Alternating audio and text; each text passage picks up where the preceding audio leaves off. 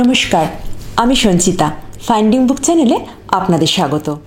আজকে একটি বৃহৎ উপন্যাস নিয়ে কথা বলবো। লেখক বুদ্ধদেব গুহর লেখা মাধুকরী। এটা শুধু বৃহৎ না, এটার নাম হয়তো আপনারা সবাই জানেন, কারণ এটা বেশ জনপ্রিয় একটা বই। বইটা আনন্দ পাবলিশার্স থেকে প্রকাশিত হয়েছে। এর বর্তমান দাম হচ্ছে 900 টাকা, আর এর মোট পাতার সংখ্যা 632। উপন্যাসের পটভূমি হচ্ছে মধ্যপ্রদেশের একটা ইন্ডাস্ট্রিয়াল টাউন।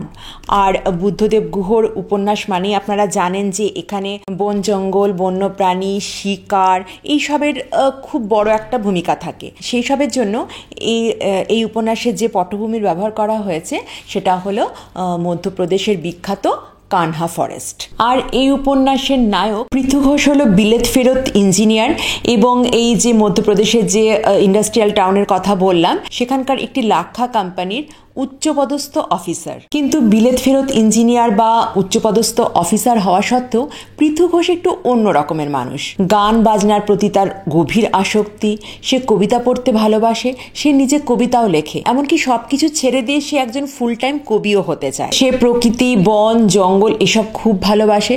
অর্থাৎ প্রকৃত অর্থেই পৃথু ঘোষ হলো একজন প্রকৃতিপ্রেমী। সে নিজে অত্যন্ত দক্ষ শিকারী, যদিও সে এখন আর শিকার করে না, কারণ অকারণে প্রাণী হত্যা করতে তার আর ভালো লাগে না। এর থেকে পৃথুর সংবেদনশীল মনের একটা পরিচয় আমরা পাই, যদিও সেজন্য তার সাহসের কিন্তু কোনো অভাব নেই। কারণ পরবর্তীকালে বইটা পড়তে পড়তে আমরা দেখতে পাবো এই সাহসের ওপর ভর করেই একা লড়াই করে কুখ্যাত ডাকু মগনলালকে পৃথু নিঃশেষ করে দেয়, যদিও এর জন্য তাকে অনেক দাম দিতে হয়েছিল। আসলে এক কথায় পৃথু ঘোষকে ডিসক্রাইব করা কিন্তু যায় না, কারণ পৃথুর নিজের কথাতেই আছে যে পৃথুর মধ্যে একজনের মধ্যে অনেকগুলো সত্তা বাস করে। যেমন একদিকে সে অত্যন্ত শিক্ষিত ভদ্র একজন মানুষ, আবার এর পাশাপাশি একজন জঙ্গলি বোহেমিয়ান মানুষও পৃথুর মধ্যে বাস করে। পৃথুর ওঠা বসা হলো তথাকথিত নিম্ন শ্রেণীর মানুষদের সাথে, যাদেরকে উঁচু তলার মানুষরা অপাংতেয় মনে করে। পৃথুর এইরকম বোহেমিয়ান স্বভাবের জন্য সে সবার কাছে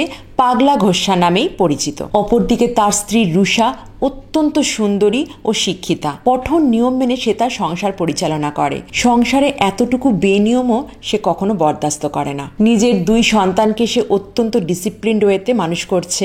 সমাজের উঁচু তলার মানুষদের সঙ্গেই তার সবসময় ওঠা বসা, এবং তাদেরকে নিয়েই তার নিজের বাড়িতে প্রায় দিনই পার্টি লেগেই থাকে। এই সমস্ত পার্টিতে কিন্তু পৃথুর বন্ধুদের প্রবেশাধিকার নেই। পৃথু নিজেও অবশ্য এই সমস্ত পার্টিতে নিজেকে বেমানান মনে করে। এইরকম 2 বিপরীত চরিত্রের নারী পুরুষের দাম্পত্য জীবনে অনেক সময়ই দেখা যায় তাদের সম্পর্কে অনেক ফাঁক থেকে যায়। পৃথু এবং রুষার সম্পর্কের মধ্যেও এরকম অনেক ফাঁক ফোকর ছিল, আর সেই সব ফাঁক ফোকর গলেই কখনো তাদের জীবনে এসেছে কুর্চি, কখনো বিজলি, আবার কখনো বিনোদ ইঁদুরকার। পৃথু রুষার কাছে প্রত্যাখ্যাত হয়ে কখনো ছুটে গেছে বিজলির কাছে, আবার কখনো বা কুর্চির কাছে। বিজলি বা কুর্চি এদের দুজনের কেউই রূপ, গুণ, রুচি, ব্যক্তিত্ব কোনো দিক থেকেই রুষার ধারে কাছে ঘেঁষতে পারবে না। অথচ পৃথুর কাছে এই 3 নারীই কিন্তু প্রকৃতির ভিন্ন ভিন্ন রূপের মতো ভিন্ন ভিন্ন আঙ্গিকে ধরা দিয়েছে।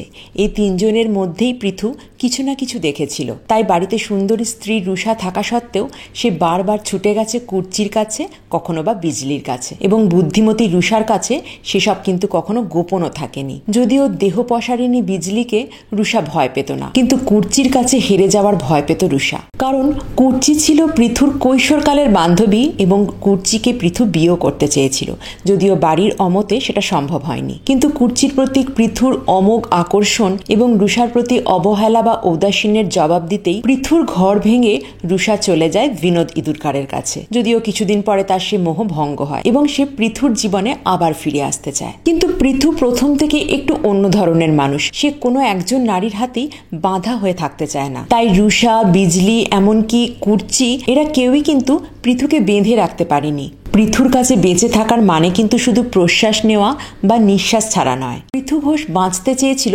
জঙ্গলের বড় বাঘের মতো, মানে স্ত্রী, সন্তান, সমাজ সবকিছুকে বাদ দিয়ে, কারো সাহায্য না নিয়ে, জাত পাত ধর্ম না মেনে, উঁচু নিচ ভেদাভেদ ভুলে গিয়ে বীর বিক্রমে বাঁচতে চেয়েছিল পৃথু। কিন্তু কোনো সংবেদনশীল মানুষের পক্ষেই বোধহয় সেটা সম্ভব নয়। জন্ম থেকে মৃত্যু পর্যন্ত বহু নারী, পুরুষ ও শিশুর শরীর এবং মনের দোড়ে দোড়ে হাত পেতে ঘুরে ঘুরে বেঁচে থাকতে হয় মানুষকে। এই পরিক্রমারই অন্য এক নাম হলো মাধুকরী। পৃথু, রুষা, কুর্চি ছাড়াও আরো বহু চরিত্র আছে এই বইতে। পৃথুর 2 সন্তান মিলি ও টুসু, আজীবন নিজের শিকড় নিজের গ্রাম খুঁজে বেড়ানো ঠুটা বাইগা, পাগলা সায়েন্টিস্ট গিরিজ দা, মোটর মেকানিক ভুচু, হুদা, ঘড়ির মেকানিক শামীম, সাবির মিয়া, ডাকু মগনলাল, বিজলি, বিনোদ ইদুরকার, ভাটু, দিগা পাড়ে, প্রচুর চরিত্র রয়েছে এই বইয়ের মধ্যে এবং লেখক এই ছোট বড় প্রত্যেকটা চরিত্রকেই চিড়ে চিড়ে বিশ্লেষণ করে দেখিয়েছেন এই বইয়ের মধ্যে।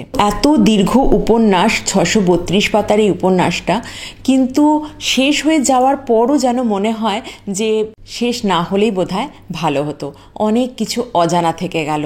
ভুচুর কি হলো, কুর্চি তার শেষ চিঠিতে কি লিখেছিল, পৃথুর শেষ পর্যন্ত কি হলো, সে কি আবার সিওনিতে ফিরে গেল নাকি অন্য কোথাও গেল, কি হলো, এইসব অনেক কিছু অজানা থেকে যায়।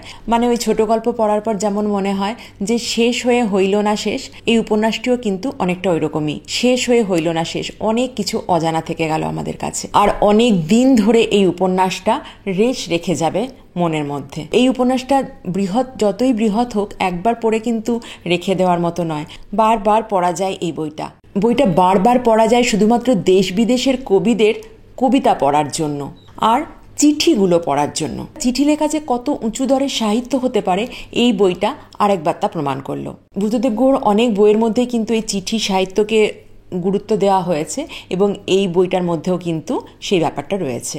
আমি অনেকের কাছে মাধুকরী বইটার সম্বন্ধে শুনেছিলাম যে মাধুকরী হচ্ছে একটা পরকীয়া প্রেমের উপন্যাস, কিন্তু শুধুমাত্র পরকীয়া প্রেমের উপন্যাস কিন্তু এই বইটাকে মোটেই বলা যায় না। যদিও এই বইয়ের মূল 3টে চরিত্র পৃথু, রুষা এবং কুর্চি, এদের 3জনের জীবনেই কিন্তু পরকীয়া রয়েছে, কিন্তু তাদের জীবনে পরকীয়া এলো কেন, কিভাবে এলো, তারও কিন্তু অনেক বিশ্লেষণ রয়েছে বইটার মধ্যে। বুদ্ধদেব গুহর অন্যান্য প্রেমের উপন্যাসগুলোর মধ্যেই কিন্তু এই উপন্যাসেও মনের প্রেম, শরীরের প্রেম, সব রকম প্রেমের বর্ণনাই রয়েছে, কিন্তু কোনো ক্ষেত্রেই সেই সমস্ত বর্ণনা অশ্লীলতার পর্যায়ে পড়ে না, শালীনতার গণ্ডিতেই আবদ্ধ থাকে সেই সমস্ত শরীর এবং মনের প্রেমের বর্ণনা। এই বইটিও কিন্তু তার ব্যতিক্রম নয়। মাধুকরী কিন্তু শুধুমাত্র পৃথু ঘোষের বৈচিত্র্যময় জীবনের গল্প নয়, তার স্ত্রী রুষার দ্বন্দ্বময় জীবনের গল্প বা কিছু জঙ্গলি মানুষের শিকড় খুঁজে বেড়ানোর গল্প নয়। এই বইয়ের আরো অনেক স্তর রয়েছে।